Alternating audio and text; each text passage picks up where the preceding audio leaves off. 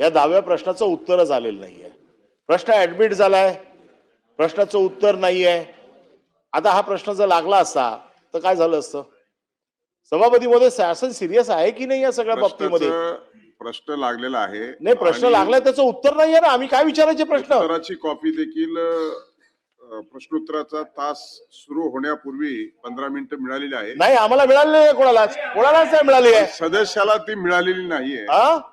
सदस्यांना मिळाली नाहीये, परंतु माझ्याकडे प्राप्त सदस्यांना मिळालेली नाहीये, कोणालाच मिळालेली नाहीये. त्यामुळे सभापती महोदय, हे कुठल्या खात्याचा प्रश्न आहे हा? ही बाब गंभीर आहे. माझ्या स्तरावरती याची चौकशी करून या संदर्भामध्ये नेमकं काय झालंय ते आपल्या सभागृहाला मी अवगत करेल. सभापती महोदय, गंभीर आहे, त्याच्या बाबतीत कारवाई करायला पाहिजे आपल्याला. अच्छा, दुसरा विषय असा आहे सभापती महोदय, आपण एक आपण इन्फॉर्मेशन घेतो. पॉइंट ऑफ इन्फॉर्मेशन मध्ये आपल्याला आपले काय अपेक्षित असतं की सभागृहाच्या एखादी गोष्ट बाहेर घडली आणि महत्वाची असेल त्या दिवसातली, तर ती सभागृहाच्या सदस्यांना अवगत असली पाहिजे.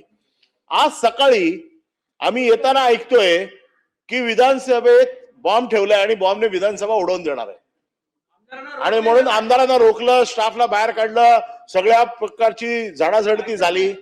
कोणीतरी सरकारने येऊन निवेदन तर करायला पाहिजे की नेमकी परिस्थिती काय होती. याला पॉइंट ऑफ प्रोसिजर किंवा याला पॉइंट ऑफ इन्फॉर्मेशन म्हणतात. पॉइंट ऑफ इन्फॉर्मेशन म्हणजे तुम्हाला लिहून देणं आणि नंतर मग सभागृहाला सांगणं, हा नाही होता विषय. एखादी गोष्ट बाहेर घडली तर त्या गोष्टीची घटना काय आहे हे सरकारला सांगावं लागतं सभागृहात, आणि कोणी त्याच्या बाबतीत सिरियसली नाही, कोण विचारत पण नाहीये. पूर्ण सदनाचा, जिथे महाराष्ट्रातले जवळजवळ 350 लोकप्रतिनिधी निवडून आलेले इथे येतात, 12.5 कोटी जनतेचं प्रतिनिधित्व करतात, त्यांच्या जीवाला धोका आहे आणि ती बाब सगळ्या गंभीर घेत नाहीये. हे सर्वसामान्य माणसांचं काय बघणार आहे लोक?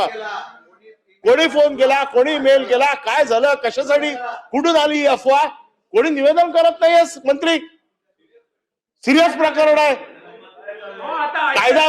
कायदा सुव्यवस्था धोक्यात आलेली आहे.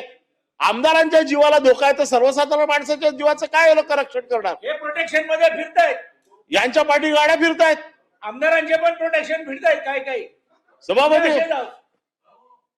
सभापती महोदय, याच्या बाबतीत ताबडतोब आपण निर्देश द्या की शासनाने काहीतरी निवेदन करायला पाहिजे ना की नेमकं काय झालं. विधिमंडळ बसा आपण कारण आता मी त्याच्यावर बोलतो, पण हात देतो ना.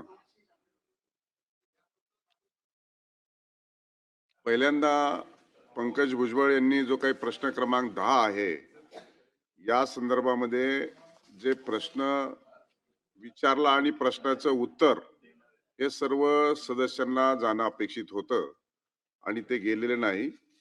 आणि जरी विभागाने प्रश्नाचं उत्तर 11:15 वाजता जरी दिलं असेल तरी ते सर्व सन्माननीय सदस्यापर्यंत पोहोचलं नाही, ही गंभीर बाब आहे. त्यामुळं मी याची सखोल चौकशी करून त्या संदर्भामध्ये काय कारवाई केली हे सभागृहाला अवगत करतो. प्रश्न चर्चेला आलाच नाहीये तो, आणि त्याची जो प्रश्न आहे आणि त्याचं उत्तर येणं आहे ते आपल्याला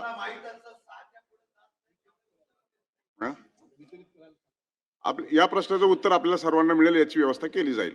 आणि दुसरा प्रश्न की अनिल परब साहेब यांनी जो काही आज जो प्रकार झाला विधिमंडळाच्या संदर्भामध्ये, जी काही थ्रेट आला आणि मेल आला, त्यामुळं जी संपूर्ण विधिमंडळाची सखोल तपासणी आणि चौकशी बॉम्ब डिटेक्टिव्ह डिस्बर्स स्क्वॉडच्या माध्यमातून, डॉग स्क्वॉडच्या माध्यमातून आणि सगळ्याच कर्मचारी असतील, अधिकारी असतील, सन्माननीय सदस्य स्पेशल सिटिंग मध्ये येणार असतील, यांना प्रवेशद्वारावरतीच रोखलं आणि त्याची सखोल चौकशी करण्यात आली.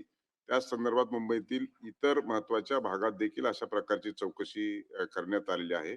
त्या संदर्भामध्ये मी देखील पोडियमवर जाऊन मीडियाला बोललो आहे आणि माननीय मुख्यमंत्री महोदय देखील याच्यावरती बारीक लक्ष ठेवून आहेत. तथापि अधिवेशन चालू असताना नेमकं काय झालंय हा जो काही सन्माननीय सदस्यांनी सदनामध्ये प्रश्न उपस्थित केलाय त्या संदर्भामध्ये शासनाने संध्याकाळपर्यंत निवेदन करावे.